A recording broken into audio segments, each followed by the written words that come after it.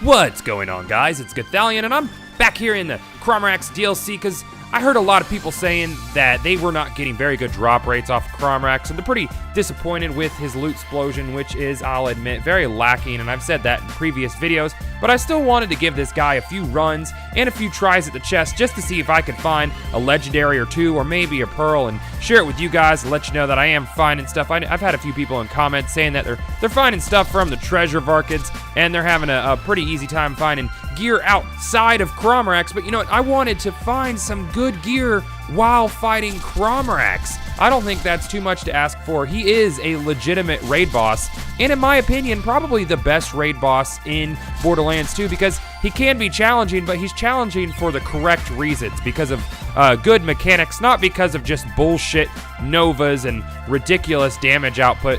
Like, if you're a good player, you could go in with pretty minimalistic gear and still take him out. I'm using a B-Hawk combo on 0 because I like to get boars when I could get a few of the crab worms in between myself and Crawmerax to get some nice boar shots. But also, I'm using a white damage Sandhawk along with the Doll Relic. Baru says that you should get more damage output with electricity Sandhawk and a shock relic.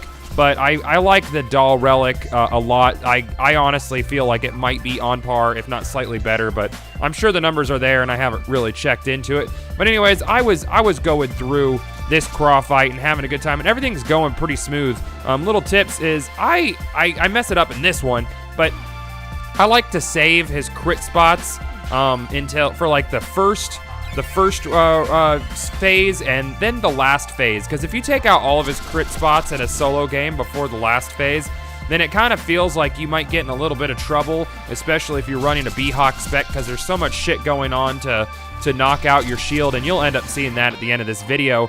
But I do get a little sidetracked coming up in this video, and I'm gonna tell you why. Well, like I said, I came in to the Crawmerax fight hoping to find some loot from Crawmerax, and that's all well and good, and I don't think anybody could get mad at me for that. And everybody's been saying that all the best drop rates inside the Crawmerax DLC are from things that aren't Crawmerax. So fuck it, let's kill Crawmerax was my thought, going over that again.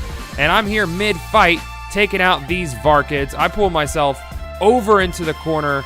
You know, I really like the Sandhawk against these more badass varkids, and I take out a couple of these. What the fuck? Little Varkid, what you got?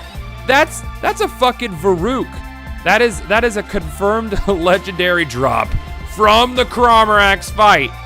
like fuck it, it's not from Crawmerax, but you know, it's from the Crawmerax fight, and that's damn well good enough for me. The Varuk was an awesome gun in like normal mode and shit like that, so it's okay in Ultimate Vault Hunter mode. Not that great in OP8, but this is a confirmed legendary drop from the Crawmerax fight, I guess.